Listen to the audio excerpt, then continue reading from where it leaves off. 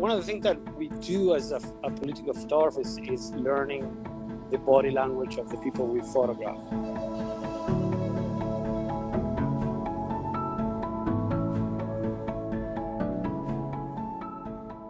And knowing the body language of a person will give you the advantage of move ahead of things that might happen.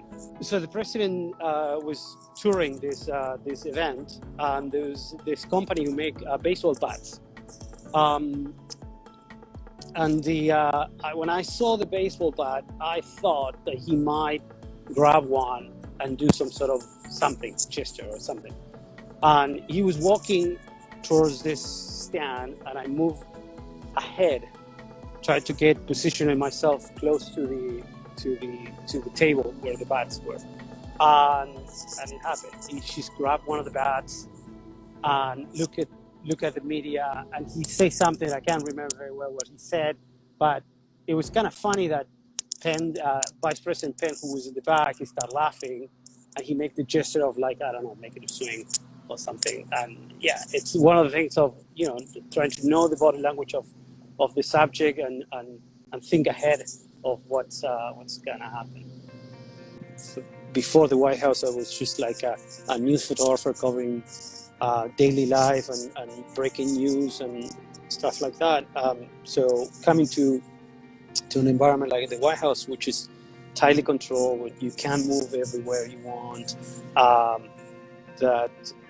it was one of the most challenging parts, trying to read the character of the person who you're photographing.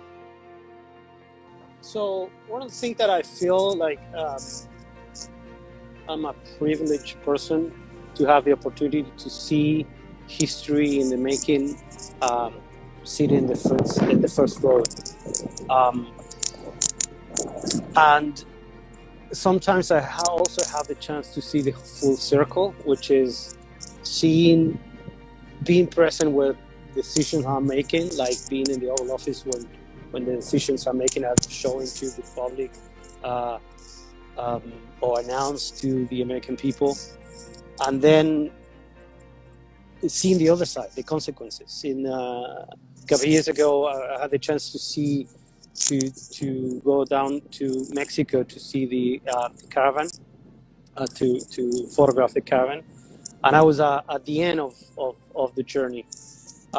So when I was in the border, we got the sad news. One of the a girl who was traveling, I was on custody of U.S. Border Patrol, passed while being in custody of the Border Patrol agents, and her body was sent back to Guatemala to be buried. And I flew down to Guatemala to photograph the funeral, which happened sadly on Christmas Day. And in a way, for me, is such a privilege and a responsibility at the same time to see the whole story, to see the decision that I made here, and see the consequences of some of the decisions, which are very hard to digest later on.